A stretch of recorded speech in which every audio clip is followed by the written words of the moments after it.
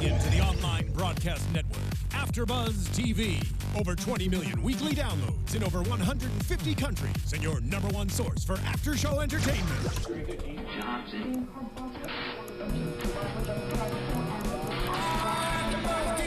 AFTERBUZZ TV, the destination for TV superfans. Producing aftershows for over 300 of your favorite TV shows, interviewing celebrities and showrunners, and bringing you behind-the-scenes exclusives. All thanks to E! Entertainment's Maria Menounos, producer Kevin Undergaro, and internet leader Akamai. Now, let the buzz begin! Hey, Doctor Who fans, thank you for joining us. I think that heaven sent us an episode this week because we're talking about Doctor Who here at AFTERBUZZ TV. I'm your host, Zach Wilson, and I'm going the wrong direction in this head bobbing. Thank you so much for joining us. As I said, I'm your host, Zach Wilson. You can follow me throughout the week, throughout the show. Tweet me at @ZachWilson. Now let me introduce my fantastic panel so we can jump into this intense episode. To my left, joining us this week again, Steve Kaufmann's here. Thank you so much for having me back. You can find me on Twitter at Steve Kaufmann. That's Kaufmann. And the usual suspects, Tauri Miller. I'm Tauri Miller. You can find me on Twitter at TauriJ. It's Taurijay. And the lovely Yael Tygiel. Hey everybody, you can find me on Twitter at Yael Tygiel. That's YAELTYGIEL. I'm also live in the chat room with all the people who are watching us live. Yes, and thank you to those of you who have joined us live. Yeah. And even if you're not joining us live, we still like you. All right.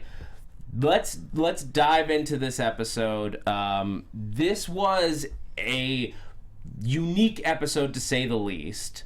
In that it is one of those, there's a few episodes throughout Doctor Who where it's like basically just the Doctor doing his thing with nothing else. But I don't know if there's been an episode, correct me guys if I'm wrong, and chat roll, let us know if I'm wrong.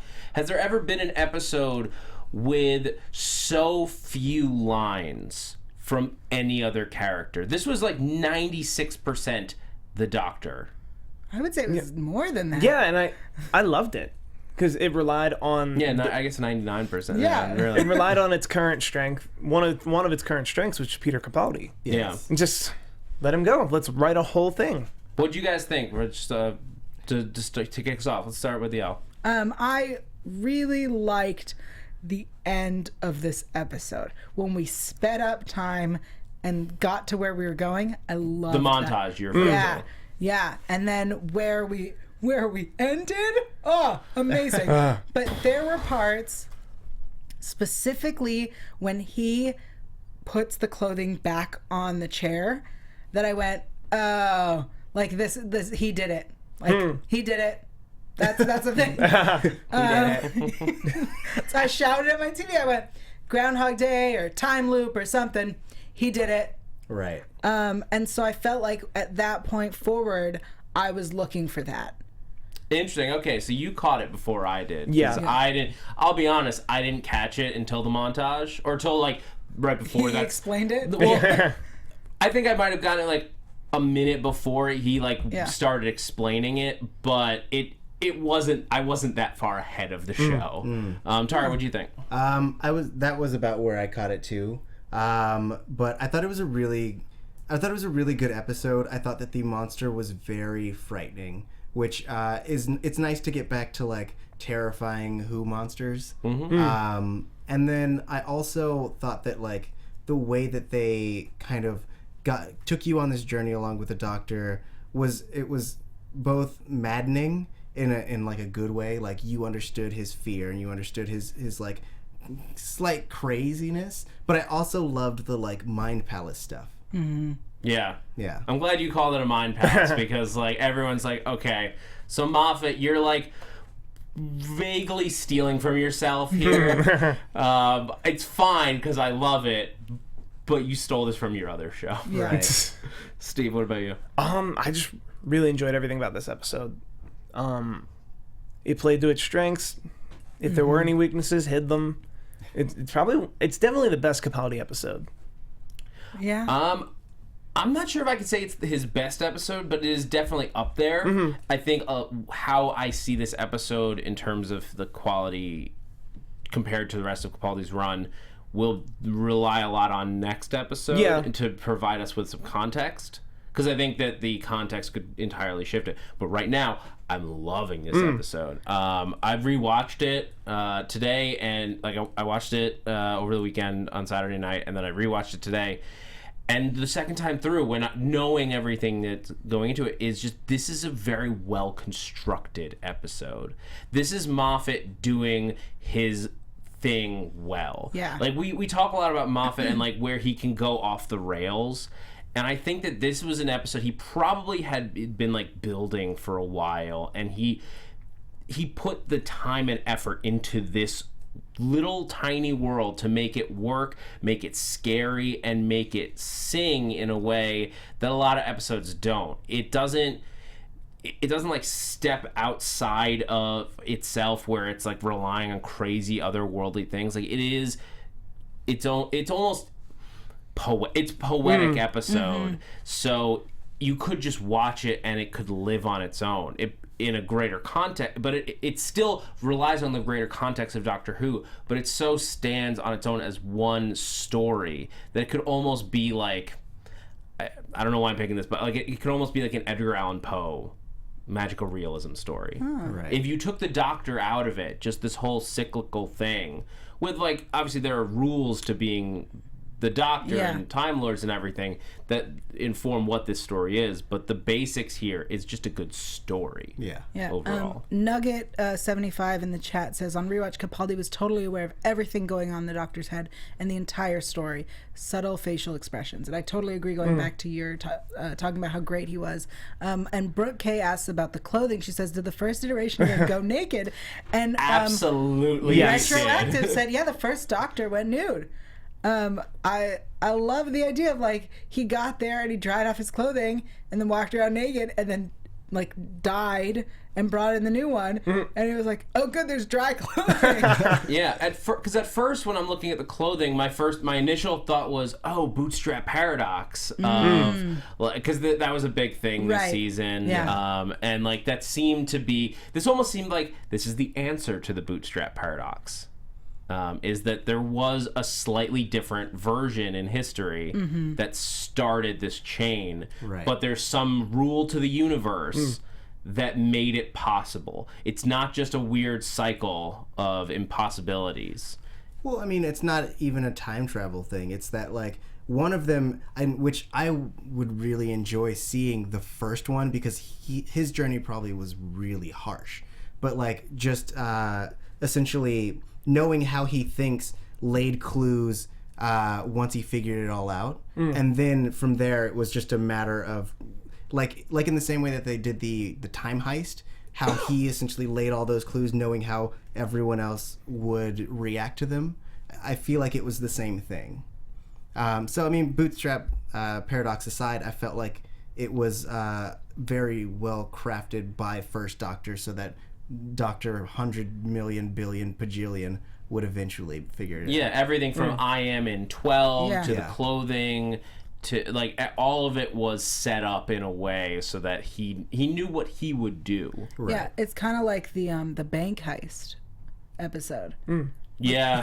Why are you laughing? Just said that. Did you say bank heist? He said time heist, but Time heist? I'm sorry, guys. I apologize. the heist episode. I heard you say a different episode. I was like, oh, this other one. I'm sorry. I like what J. Keogh 1992 says. It ties into the Zygon inversion episode, which we all thought it was a little weird when he, like, broke the fourth wall and he was, like, talking to us. Yeah. So this provides some context there. That was his mind palace. Yes. That we were getting. It makes it a little less jarring in retrospect. I also really like that she's there in his mind palace. Yeah, that's Or at least very she's interesting. writing. Well, let's talk about Clara while we're here. Sorry, Yael. Nope, that was it. Yeah, I did like her being there. But how did you guys feel about, we had the Clara death episode a week ago, and Jenna Coleman is back. So Yael, you liked it, or well, you look like you're. No, I was just thinking, who was it last week that said that there was no way she wasn't not going to be back? Who was it who said that? I mean, I don't know who started the conversation, but I don't think anyone disagreed. I wasn't Whatever, here. I said it. Was it Matt Lieberman? I actually just checked the tape. It was, in fact, Yael Tygiel. Thank Okay. you. Thank you. Wow. Thanks. What a Check the wow. tape very quick. Wow. Thank you. Yael. Wow. Shut up. Is it pick on Yale night? Is it? We have Just to be clear. I mean, there was a lot of theories going around about, like, because I think a lot of people, just anyone paying attention to casting notices and, like, credits and everything, knew that Jenna Coleman was going to appear before the end of the season. And people were saying, oh, it could be an Echo Clara from the jumping into the time stream. It could be Bonnie still with, like, some kind of psychic connection to Clara. There's a ton of theories about how Jenna Coleman was going to appear again. This one wasn't. Imaginary Clara was, of course, suggested, but this was a different way than I think anyone pictured. Right. And it worked. I'm curious what you guys thought, though. Was this a more emotional send-off for Jenna Coleman and the Clara character than last week? I would have really liked, in terms of, Clara's gone, I would have really liked that this episode, if it was just him talking to her and her not appearing to touch his face and just the back of her head all the time, I would have liked that better, because to me that's him mourning and then letting us mourn, whereas her being there and touching his face, and whatever, reminds me of when Amy came back to say goodbye. It was the same shot. Yeah. If you look, like, that same exact shot of the as Amy approaches, as Clara approaches, putting the hand to the doctor's right cheek, and then it slowly just exits frame. But, like, it also reminds me of when we lost Matt Smith and he calls in, and I'm like, let us mourn. I pretend that did not happen. Yeah, I did. That was an imaginary phone call, Yael. It didn't actually happen. It was in his mind palace. Okay. I also, Nugget75 says, what would you do? Same as you. That's what got you killed. That was very sad. That was. Yeah. Yes. And I'm glad that, I'm glad he said it. Because, like, we were talking last week, like, yeah, because you were acting like the doctor. That's what got you killed. But I like that he is, because the doctor is smart. Like, he knows what happened. I like that he acknowledges it, that he's now aware of that. He may not be directly responsible for what happened to Clara, but he is going to feel responsible in a different way than he has with other companions. Right. To me, like, why I asked that question, to me, this was a much, like, despite, I agree with you, Yael. I think it would have been stronger to just hear her, like, see her with the chalkboard for the back of the head. I think hearing her at that moment would have been great. I didn't need to see her again. Yeah.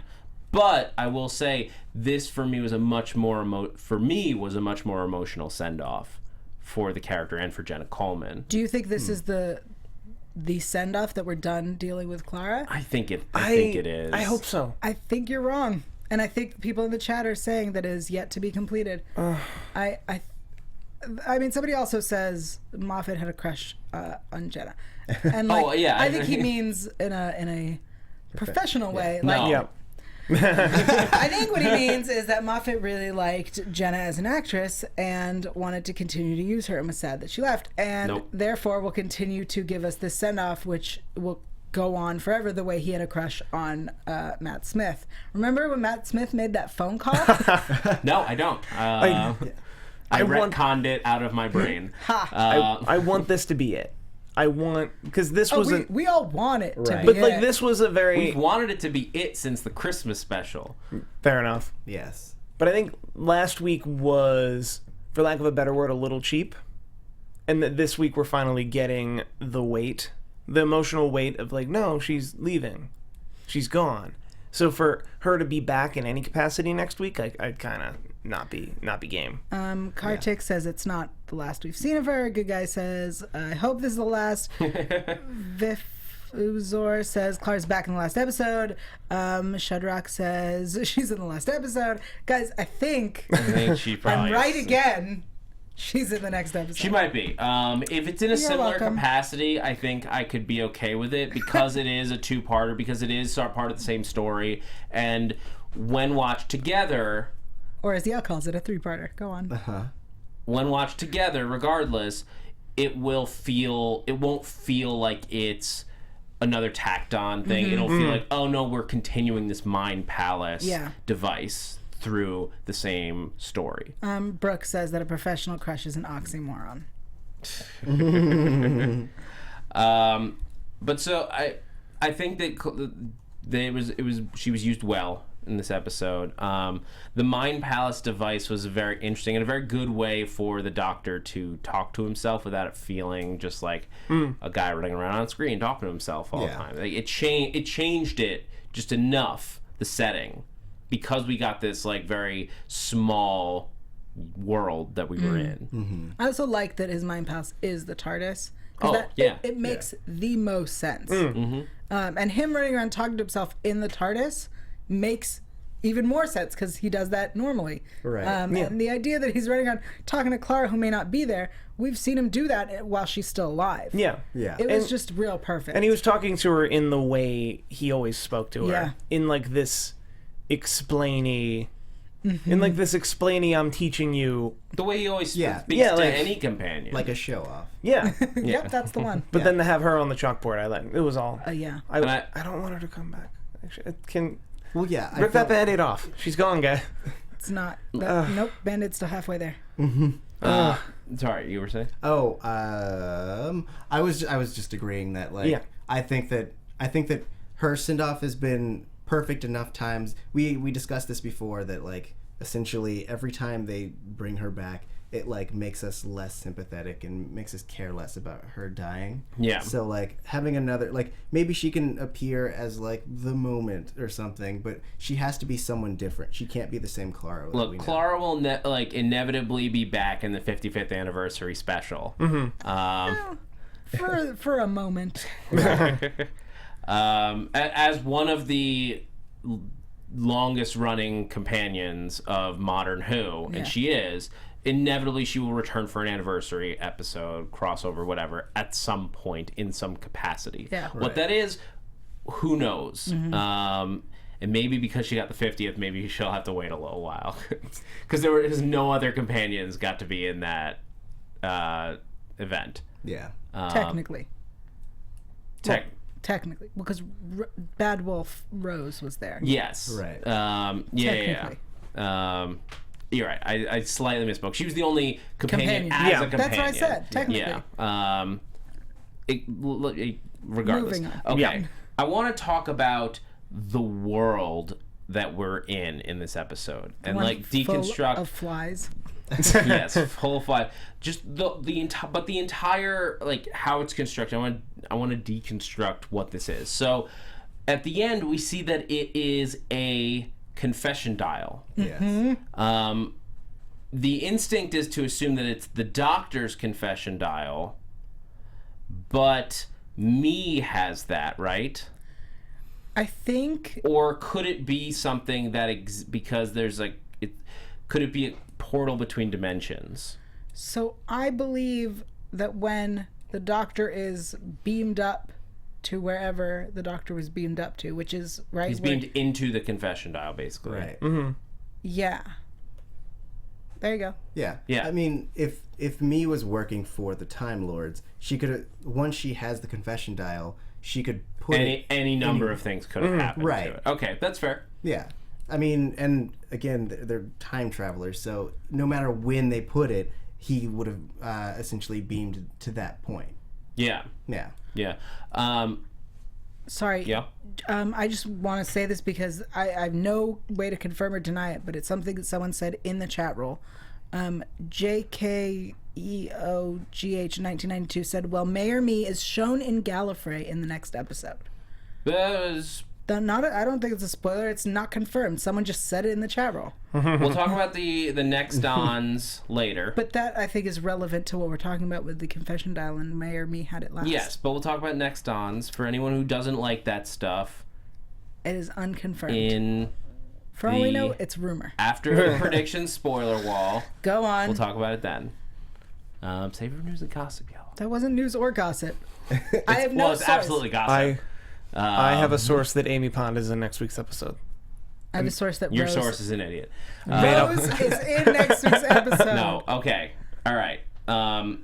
So it is the confession dial, and I think that is very telling in terms of, because what is he spending this entire episode doing? He's confessing to things he has never said to another person. And so throughout the season, we've been teased with this thing, the confession dial, as his last will and testament. Right. That he's gonna die.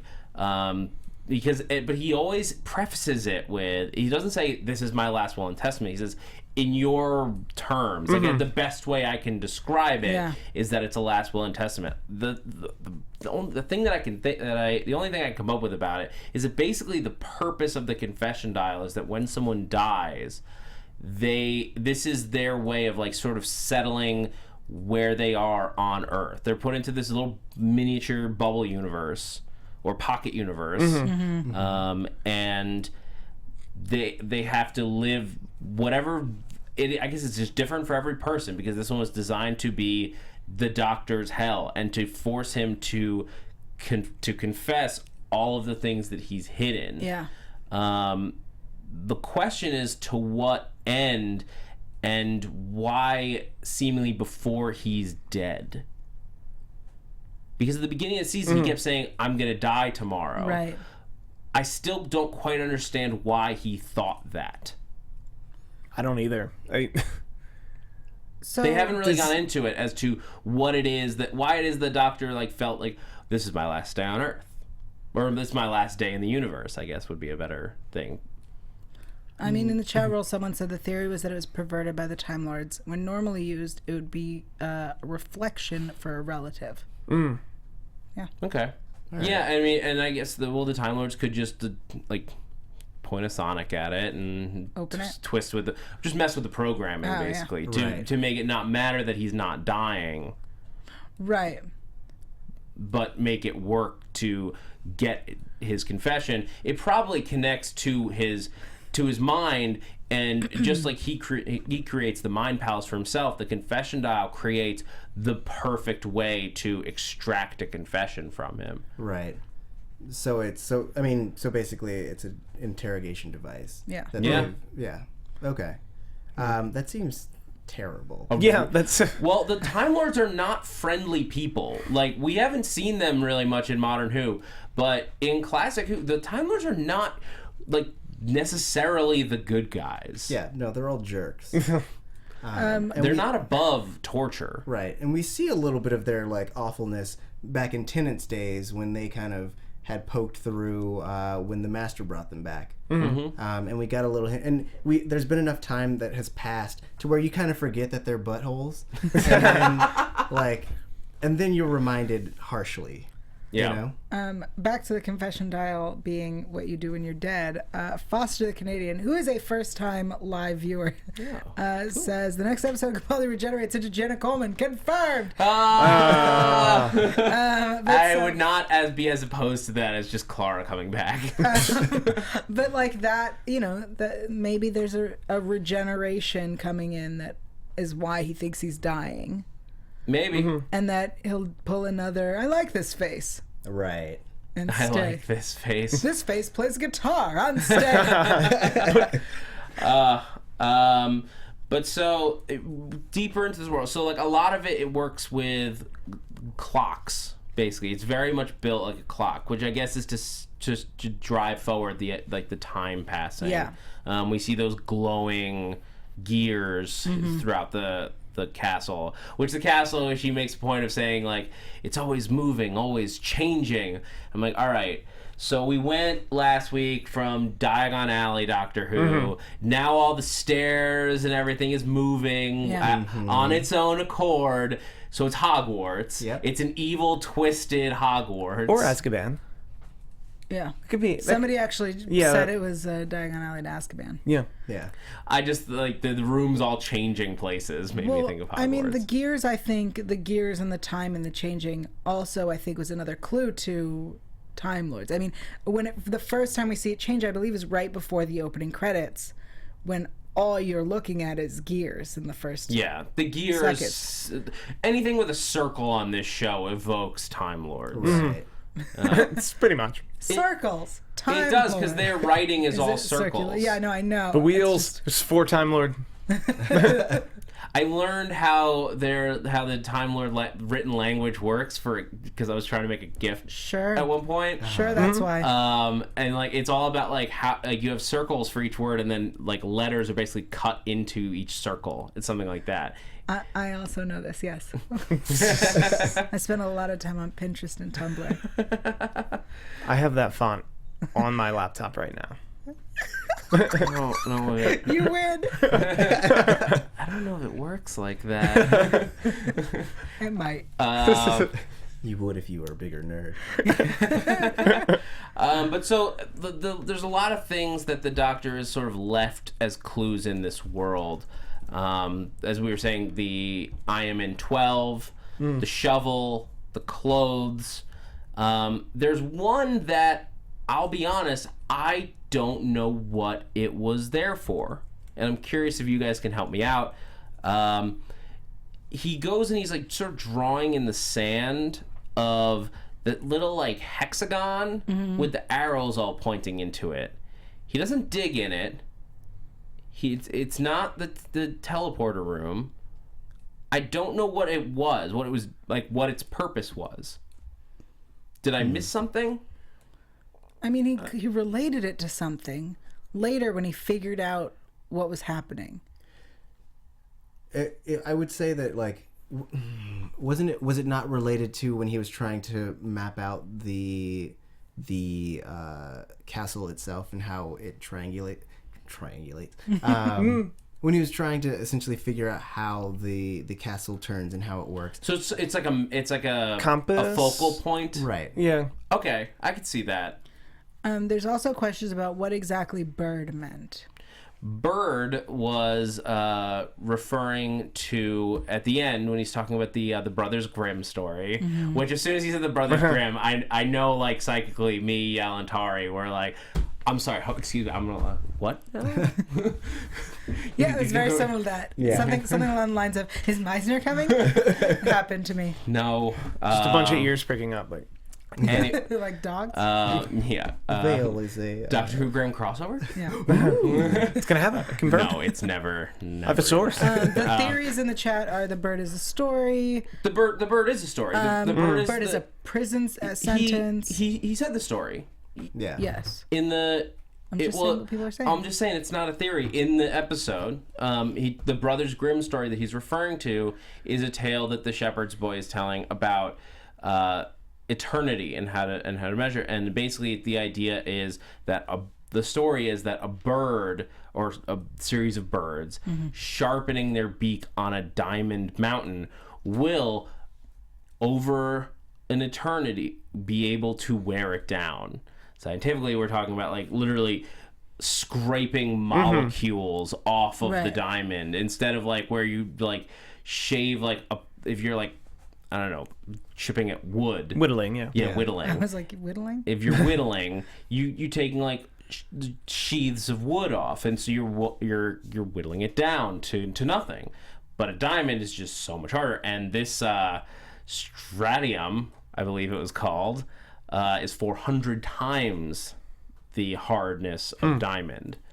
So it literally took billions of years for a fist to rub off enough molecules to break through it. Matthew in the chat room says, "Be the bird, doctor."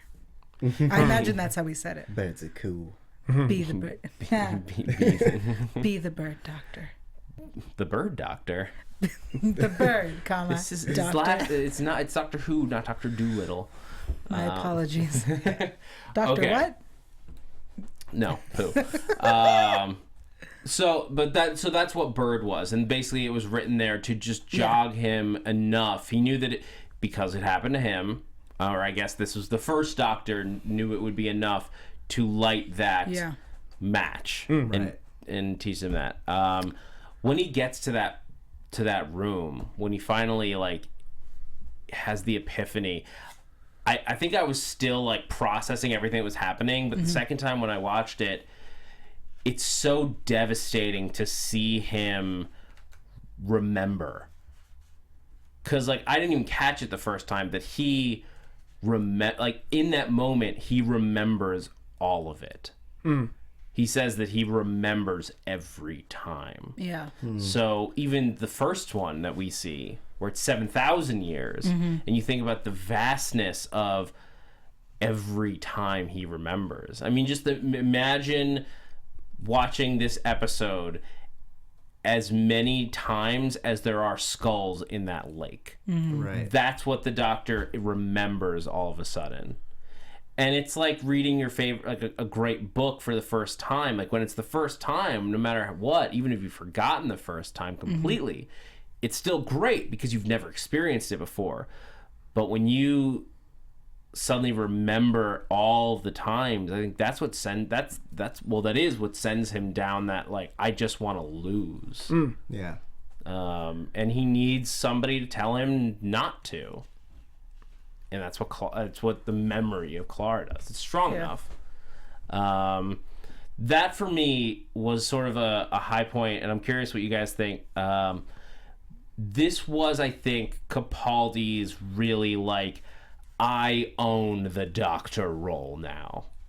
I think every Doctor has that moment where they sort of take over the role. And he's had a lot of great episodes and a lot of great moments before this, but this episode, I think, truly solidified him in the role of the Doctor.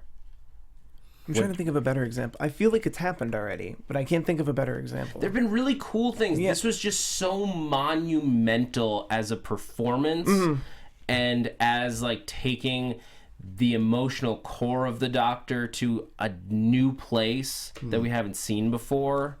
That, to me, this just...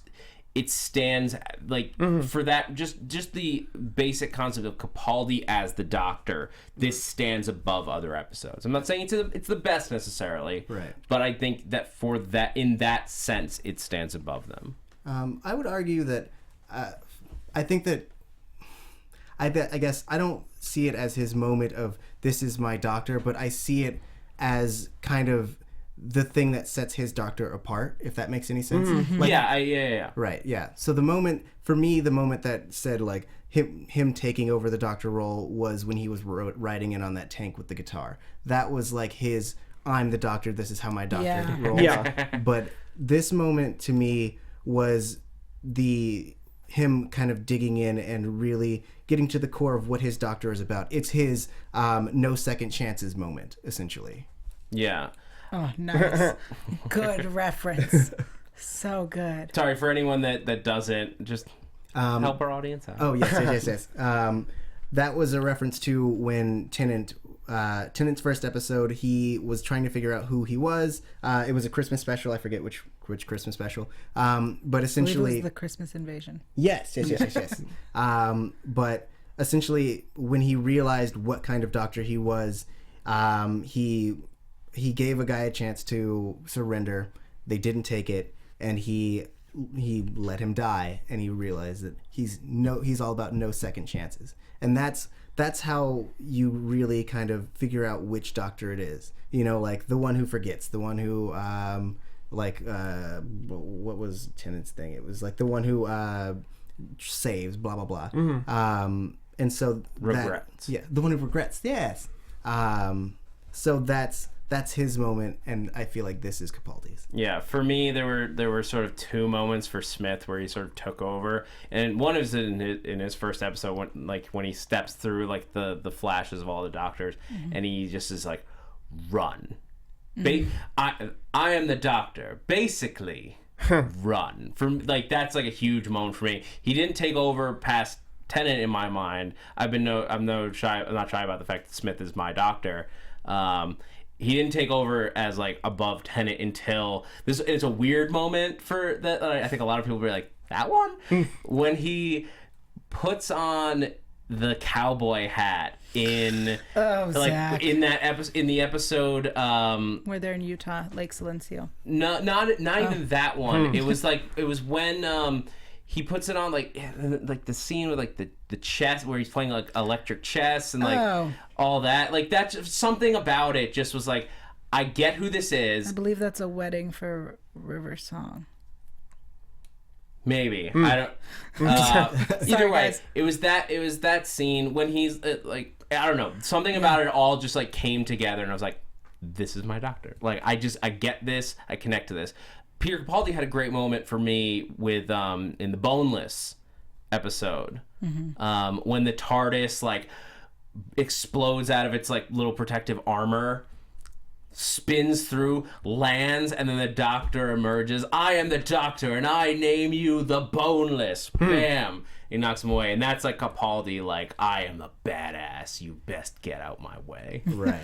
But anyway, we're way off the subject here. Yeah, do you but guys have the any other chat final room is thoughts? agreeing that they love Whovian discussions. Yeah, they're all like, no, it's this one. No, it's this one. You guys are great. Yeah, I mean, the chat roll is great. Those of you who are just commenting later on YouTube, and I would love to know what moments and what things it was that really made each Doctor for you. Because we can't keep track. The chat roll goes away when we're done. But leave it on the YouTube comments later. Like, what was the moment that you fell in love with Tennant? What was the moment you fell in love with Smith, with Capaldi, or Eccleston? Please, it's when he says, "Nice to meet you, Rose. Now run for your life." That was it. I was sold. I know people who fell in love with Tennant just when he mentioned the Lion King. Yeah. Like, that was it. That was it for them. All right, so let's get back into it. Do you guys have anything else about like the world, this little confession dial? I mean, we talked about the storyline and what this like thing is. We talked about the veil. Yes. The villain. Yeah. A villain, if you will, in sort of quotes. Yeah. Do you guys find, Tara, you were saying you found him scary? I did, mostly because for me, things are scary when they have like a precursor, because then it builds the anticipation. And for me, having this like cloaked, it follows type monster that's preceded by flies, which are essentially the harbinger of, or not the harbinger. Yeah, the but, harbinger. like, harbinger of death. I really found that to be really intimidating. I mean, part of me also spent the episode thinking that it was like he was supposed to embrace this veil because you're supposed to, face your fears or whatever. But the fact that it killed him made it more terrifying. Yeah, and I like the idea that it was something that sprung from a childhood nightmare. Because at first I was like, why is the Doctor running? Like, the Doctor goes head first into these situations. He doesn't just like run flat out when he sees something new. Yeah. But he explained it, and I got that. I did again think of like Harry. It again reminded me of Harry Potter. There's a lot of Harry Potter going on in these episodes. Somebody's a big fan. It's a Death Eater. I get it. Right. No, I wasn't. Well, there's that, but it was more. I was reminded of the Deathly Hallows tale, because the way he described it sounded like death. Like, it follows you throughout your life. You can run, but it's always coming. You can outrun it for a little while, but it will catch you eventually. It reminded me of the story of the third brother who ran from death all of his life until he was old, and he greeted it as an old friend. And that was sort of like what you were saying. Like, he had to embrace it eventually, and he did in the end. And not in quite the way we expected, but he did. Do you guys think that if he had told his final like hybrid secret, that it would have just let him out? No. No? No. I think him revealing the secret wouldn't have done him any. I think he has been living now for 2 billion years there.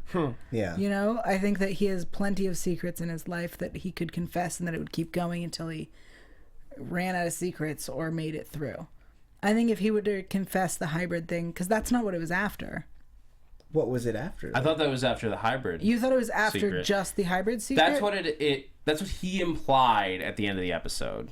I thought that it was just after it's his confession dial. I thought it just wanted that was there to make him confess, which was to make him go around and try to figure out his way through to break through and get himself to Gallifrey. He could be wrong. To me, it seemed the Doctor thought by the end of the episode that it was all about getting the information on the hybrid. I see what you're saying and think that is a possibility, but I think that once he was through, the fact that he was the hybrid, or that was the secret, was no longer relevant to the confession. Does that make sense? I feel like the confessional... I'm not saying that it would have let him out if he had confessed it. I think Right. that if they had extracted that information, if we assume that it was the most important and they extracted, I think whoever's behind it, whether it's the Time Lords or him himself or the Master, whatever, it would have been left in there, effectively. Maybe it would have stopped the veil. I don't know if he would have gotten out. I don't know. I think it would have just continued. I mean, it was on a loop, kind of, right? Right. It kept doing it. It had a program. It was just going to keep doing what it was doing. Yeah. Yeah. And I think that had he confessed, it would have frozen, like it did. He would have gotten away and started over again. Yeah. Yeah. I think his confessions were specifically like what they were irrelevant. Yeah. Okay. I could see that. Where it's made for him to essentially Break through. To break through and get to Gallifrey. I mean, that's what a lot of people in the chat were saying, that it's a door to Gallifrey. It's the only way through. I mean, it's the long way around, he says. Yeah. Well, okay. Let's get into the final scene. Sure. My last thought on the veil before we end it is just I really loved the screens being set up. Oh, yeah. Because the idea that you can always see what your villain is looking at. I think I know what you're saying. You're what you just saw in the chat roll. Go on. Hold on to it because I Yep. Yeah. Hold on to it. Trust me. I had plans to talk about it. Okay, go. The idea of seeing a villain stalking you and knowing where it is at all times, but it's still coming for you and won't stop, and you can't stop it, even though you know where it is. That's frightening. And again, just kudos to Moffat, who wrote this episode, and to Rachel Tallahay, who directed it, that it's very well done. Rachel Tallahay, who is directed this week, she's directing next week, and she directed both parts of last year's 2-part finale as well. Nice. For anyone who's curious. Awesome. Great director so far. She's done a few other things. Nothing that I can call out. I think she's doing a Flash episode next year. Yeah. But okay, so let's get into Before we this get into final scene. I want to apologize for what I just said, because I misspoke What do you mean? when I said about the hybrid, which is what we're talking about, yeah? Yeah, and I okay, misspoke so because they pointed out... he says the hybrid is me. And okay, Moffat, we get it. You've intentionally chosen the phrasing to be as vague as possible so that we're arguing for a week about what he meant. As I think, like the rest of this panel, as I watched it, I went, oh, the Doctor is the hybrid? And then later went, wait a minute. There's a character named He Me. didn't say, I'm the hybrid. Yes. He said, that is me. And there's this bizarre character inexplicably named Me. Also, there's some discussion in the chat right now between the capitalization of me, depending on which closed caption you use. That's what I was gonna say. Because some people, Alistar Allen is saying BBC's closed caption was a lowercase m, and then everyone else in the chat is saying their caption was an uppercase M. I remember an uppercase M. Oh. So DirecTV's caption. I just want to say that it's somebody who's pointing out that Moffat really does wordplay, and this is the same. He loves to pull this kind of thing. Screw him loving wordplay. He just likes to pull this kind of thing. Like, I told you. I just put it right out there. I gave you the answers. You just weren't listening, right? That's what he said. Yeah, Jerk. Definitely. But if you want to see where he said that, it's available on Yael.tv. Though, to me, I feel like if the hybrid is me, it kind of lessens my last feelings about the episode. Mine too. Well, okay, so this episode semi-clarified and didn't what the hybrid is. They're saying it's half human, half Dalek. The Doctor says nothing is half Dalek. Right. Which seems, I think that's more of his view on it. DNA-wise, we're talking with a hybrid. It could be half Dalek, but the Daleks would not see it that way. They would, although the Doctor is referred to last season as a good Dalek by the broken Dalek, and that's like splitting hairs at that point. Yeah, but not that he is a good Dalek, that he would be a good Dalek. Right. That if he were made into Dalek, he'd be excellent at it. I might be looking at the subtitles right now. Great. You want to lead the show? No. I will talk. I just feel like the idea of him being the hybrid is intriguing because it makes his character it like adds another layer to his character, being that if you were told that you were destined to destroy your people and like essentially become this terrible creature, then of course you'd run away, and of course you'd devote your life to saving people because you're essentially running away from your destiny, and ultimately you don't know if it's gonna lead you back there, but you hope that you are gonna become a force for good. And I think that is more intriguing than it just being a girl that he met one day and gave an immortality cracker. Yeah. Yeah. I mean, because that's the thing is like she is a hybrid of two warrior races. She's a Viking and whatever those random people were called. Mm-hmm. Started with an M. I apologize. Meyer. The Meyer. Meyer, yeah. Good, nice pull. Which I would totally accept as the two warrior races, because I've been splitting hairs all season about the warrior races. And so I would totally accept that Viking and Meyer, two warrior races, although Viking human race, but whatever.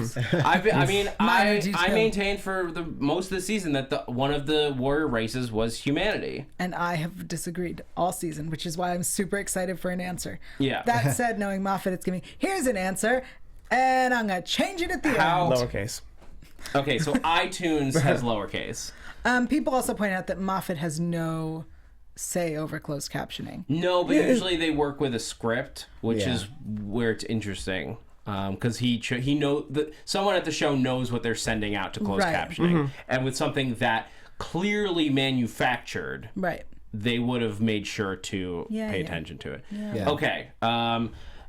Last thing, of course, was that big pan over shot with that little kid that he tells to like run, tell someone important that I've returned. Because nobody, like, they know. They know.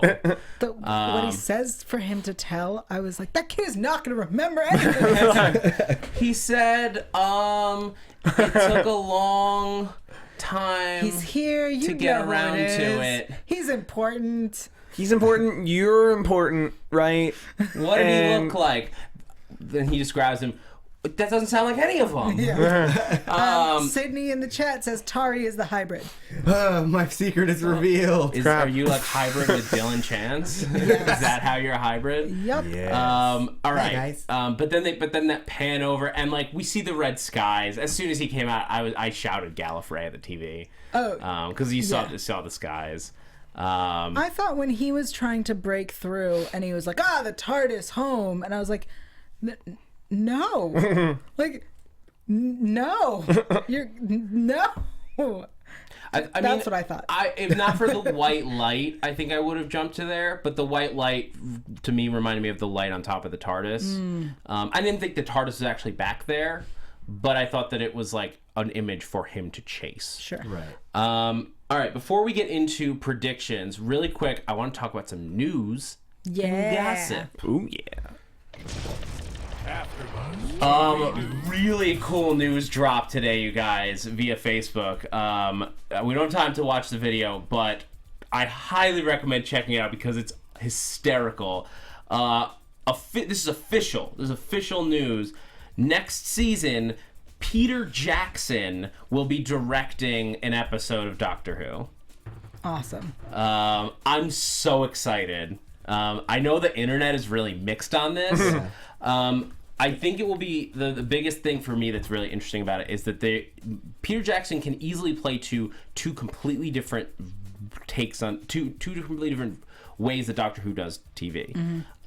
We could go to like classic Peter Jackson. Peter Jackson was a small budget horror director for years, like Dead Alive. which is absolutely 100% Doctor Who. Yeah. He could do a great horror episode and go back to his roots, or they could do something like somebody, I want to say it was Nerdist, said, what if he is directing like the next chapter of the Time War now that Gallifrey is back, and so like you have the guy who directed the Hell's Keep battle, just it's Hell's Keep but with Daleks. I'm in. Yeah. I'm in. The season premiere of right. next season will be 6 hours broken up into 3 parts, That sounds right. which I'm also in favor of. The book there were was a lot of- based on. What do you guys think? Book was were- based on was 2 Excited pages. or not excited? A lot of theories that hobbits will appear. Non-confirmed. Not. So Peter Jackson Got a is source. that's a source. I have a source. There will be no hobbits. People are talking about hobbits, and I think that a lot of people are talking about how Peter Jackson is a Whovian. He's such a big Whovian. He had Sylvester McCoy in The Hobbit. So I'm predicting that Sylvester McCoy will appear Yeah. because they're besties. That's all. All right. Anyone else before you get going? I think there'll be a giant ape. It's time for predictions. A giant ape. He did the King Kong. Oh, He did right. Kong. Yeah, He yeah. did the game. You 80. All right. Yeah, that's very exciting. Okay, predictions. I predict that everyone was going to go to their DVRs and set a reminder to make sure that their DVRs can record an extra half hour of Doctor Who next week. What? It's an extra 25 minutes, I believe, or the airing is an hour 25. So make sure you set your DVRs properly. Oh, I'm so excited. Yeah, it's an extra long finale. All right, so next week on the next on. Oh my God. Okay, so Wait, you saw next I on? didn't see an next. this is the again. Wait. This is also weird. Tara, did you see it? I saw one, Well, yes. how did you watch it? I watched it on BBC. I watched it on BBC America first on Saturday. Yeah. There's no next on. Thank you. Then I watched it. Then I downloaded it and watched it on iTunes to watch while I was on the plane, and that had a next on. What's funny is this is probably the only week I haven't watched it on BBC One, and they always have a next on. Right. Yeah. I watched it on BBC Well, I mean, it may be So I can show you now. Spoiler alert for anyone who was concerned about. I'm just letting you know. Spoiler alert. Yeah, exactly. You're Spoiler welcome. Spoiler So alert. next week, yes, we did see Maisie Williams. We see the woman from the premiere from the Sisters of Karn. We see the general from the 50th, the Gallifreyan general. And the big thing that I think is most like crazy prediction is that we see the Doctor in front of a firing squad of Gallifreyan soldiers, followed by somebody in a bright white chamber shouting that the regeneration has begun. Like, alert, whatever, the regeneration underway. Now we're dealing with a whole planet of Time Lords, so literally anyone there could be regenerating. right. I want to just ask this one question before everyone says their predictions. Do you think Doctor Who is capable of doing a surprise regeneration? No. Like recasting the actor? Like, Surprise? with- No, Okay. not a chance. No. They could do like a David Tennant regeneration with Well, like that's the hand. that's not the same. I just Yeah, meant yeah, like like- a shocking. We covered it up brilliantly, and this is it for Capaldi. I think no, especially because when Capaldi was brought in, there was a special Yeah. announcing it. Also, it's not like them to be able to keep a secret. And Moffat has, although Rule 1 Moffat lies, he said Capaldi is going to be here full season next season. Yeah, I just thought I would ask. Okay, so next week, what do you guys think? We got to get out of here pretty soon. So I think you should tweet out this next on for everyone who missed it. Because I'm furious. I mean, just it's on YouTube. And all Zach will tweet it from @thatZach Okay. Wilson. Yes, I will tweet it out tomorrow. Thanks. Mr. Egypt in the chat said me regeneration with a capital M. I think that's what they're talking about. I think that me is the hybrid, and that's who goes up against the firing squad. And Where would she have gotten Gallifreyan DNA? no idea. Do you need I censored a Gallifreyan joke. DNA, or do you need... Because it's essentially a magic trick that Gallifreyans learn in the Academy. So I don't remember if I was talking about it on this show or with someone, but I was talking about how she's had so many years and she's been studying the Doctor for so long that there's a chance that she could have come into contact with a way to learn regeneration. Interesting. People also point out that it can't be Capaldi because of the Christmas special. Yeah. Right. Also, this is Good part. point. This is part. I just thought it was worth asking because Yeah, that's yeah. what the trailer basically Right. tried to imply. I forgot that and was like, I should mention this. Yeah, and this is part 1 of a 3-part special. The third part being Christmas special. So after this season, we have another special, and then Christmas. No. this week, When then you heard somebody say 3-parter, that was referring to last week with Face the Raven. Oh, okay, yeah. Yeah. Then I'm silly. Yeah. I was like, no, this is part 3. This is second Because of Face the the 3 Raven parts. ended with a to be continued, Right. making it effectively the first part. You're Got welcome. it. Yes. Yael called that. Okay. Anyone else with a prediction? For People next are week? predicting that Missy's coming back and that Missy might regenerate. And then people are trying to connect Missy and me, and I don't think Michelle they're the same person. Gomez. You do or you don't? I do. I said boo. I like Michelle Gomez. I don't want her to go away. I mean, I definitely like the idea of Missy coming back. Yeah. I would love to see Missy again, and I think it makes sense based on how we started the season. Right. Yeah. Further going on the meat regenerating thing, it would be a good way to keep that character around but not have to deal with the whole issue of Maisie Williams being unavailable. Why Yeah. would she be unavailable? Well, she's on this popular show on HBO. Oh, all right. Also, Entourage? Yes! Sex in the City? She plays Girls. Turtle. No? Maisie Williams will be taking over for Tony Soprano as the head of the too Soprano soon. crime family. Too soon. I think it's okay. I think Too soon. That show ended and he died. I never said he died. I just said he's no, not the in Tony charge anymore. Soprano. Well, and the character Oh, Tony Soprano died at the end of What? that. Spoiler alert. Have you seen? You've No. seen the Soprano? Doctor Who's really interesting. Thank I you, should Mark. watch it. Thank you, Mark. Okay, all right.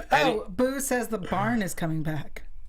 I think that it would be great to find out. Doctor, the one thing that I will say towards the Doctor being the hybrid theory is that it would, if he was manufactured per se, it would explain why he's an orphan, because that was the whole thing with the barn, is that he's supposedly at that point, at least at that point in his life, Right. an orphan. Whether he goes back to his parents or his lost his parents earlier, who knows?